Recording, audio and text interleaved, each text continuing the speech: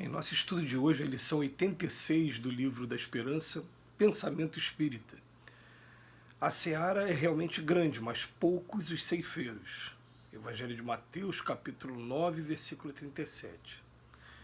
A justiça de Deus é como o sol, existe para todos, para o pobre como para o rico. Capítulo 26, texto 4 do Evangelho segundo o Espiritismo. Se te propões colaborar no apostolado libertador do Espiritismo, auxilie o pensamento espírita a transitar, dando-lhe passagem através de ti mesmo. Prevalece-te dos títulos honrosos que o mundo te reservou, agindo conforme as sugestões que o pensamento espírita te oferece, demonstrando que a ilustração acadêmica ou o mandato de autoridade são instrumentos para benefício de todos e não recurso ao levantamento de qualquer aristocracia da opressão pela inteligência.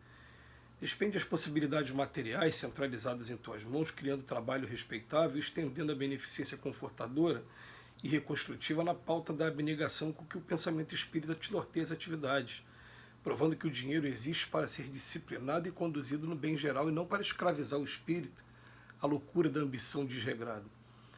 Usa a independência digna que o pensamento espírita te dá por intermédio do dever retamente cumprido, patenteando à frente dos outros que é possível pensar livremente com o jugo dos preconceitos, embora respeitando a condição dos semelhantes que ainda precisam desses mesmos preconceitos para viver. Mobiliza a influência de que dispões na sociedade ou na família para edificar o conhecimento e garantir a consolação, segundo a tolerância que o pensamento espírita te inspira, denotando que diante da providência divina todos somos irmãos com esperanças e dores, lutas e aspirações, imperfeições e faltas, igualmente irmãs umas das outras, e que por isso mesmo a confissão de fé representa instituto de aperfeiçoamento espiritual, com serviço permanente ao próximo, sem que tenhamos qualquer direito a privilégios que recordem essa ou aquela expressão de profissionalismo religioso. Fala, escreve, age e trabalha quanto possível pela expansão do pensamento espírita. No entanto, para que o pensamento espírita produza frutos de alegria, concórdia, renovação e esclarecimento, é necessário vivas de acordo com as verdades que ele te ensina. A cada minuto surge alguém que te pede socorro para o frio da própria alma, contudo, para que transmitas o calor do pensamento espírita, é imperioso estejas vibrando dentro dele. Diante da sombra não adianta ligar o fio da tomada sem força e nem pedir luz em candeia morta.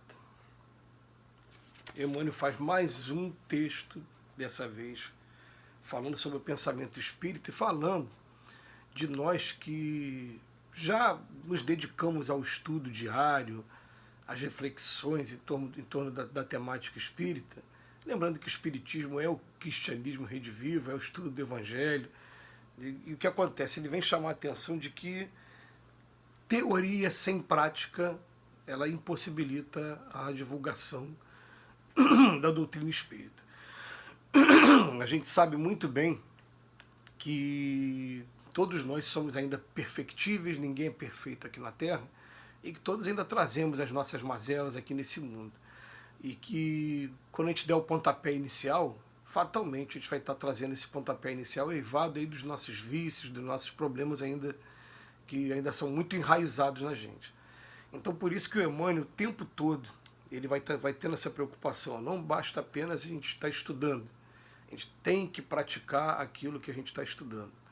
Porque é muito normal, né, a gente já entende isso, né, que a inteligência ela é uma coisa à parte com relação à moralidade.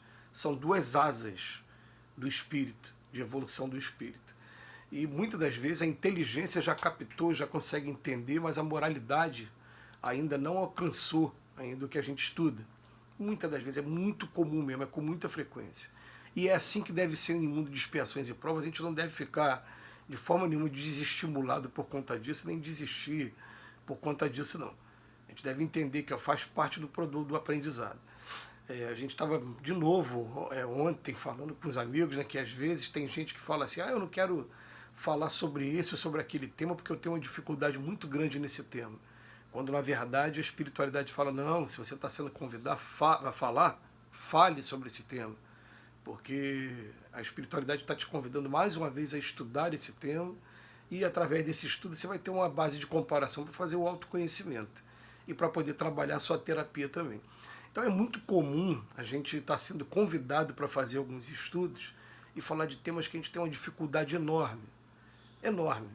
E a gente fica até hoje, né, vou usar aqui uma palavra assim, se penalizando às vezes por pessoas que acham que dominam totalmente esses campos morais, porque essa presunção ela pode estar levando à vaidade, a uma vaidade que depois causa ruína, porque a gente vai descobrir lá na frente que não, né? Na verdade a gente está vivendo gênero de provas, de testes, que não está, de alguma maneira, estimulando esse defeito nosso.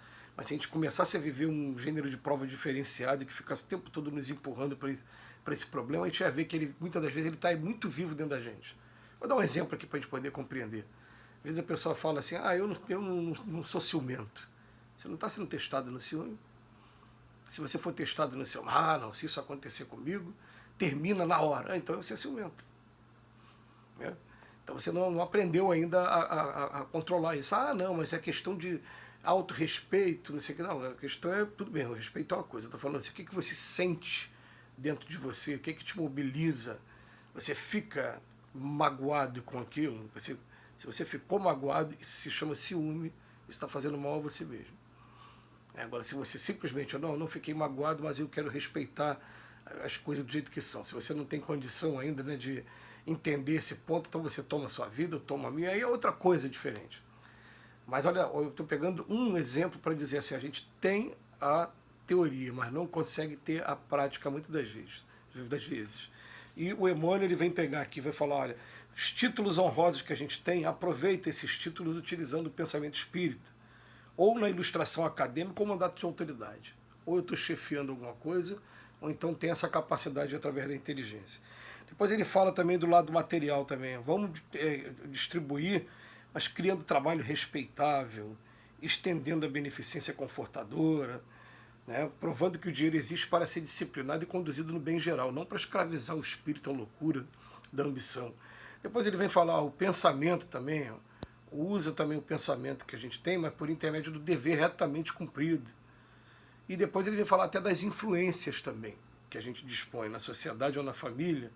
Ele fala para edificar o conhecimento, garantir a consolação. Então está dando aqui dicas para a gente vai ter oportunidades, oficinas de trabalho. Todos nós temos essas oficinas de trabalho.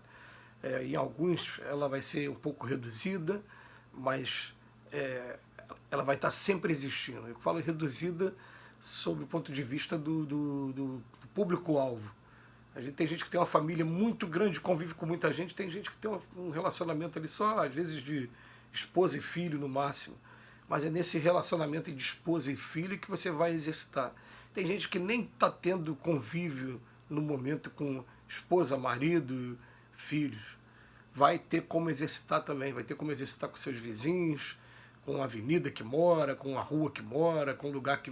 Vai ter como exercitar também. Então ele bota aqui, fala e escreve, age e trabalha o quanto possível pela expansão do pensamento espírita. Vamos divulgar, igual a gente está fazendo, divulga sim. Né? Para que o pensamento produza frutos de alegria, concórdia, renovação e esclarecimento, é necessário, vamos ler aqui de novo, ó, é necessário vivas de acordo com as verdades que ele te ensina.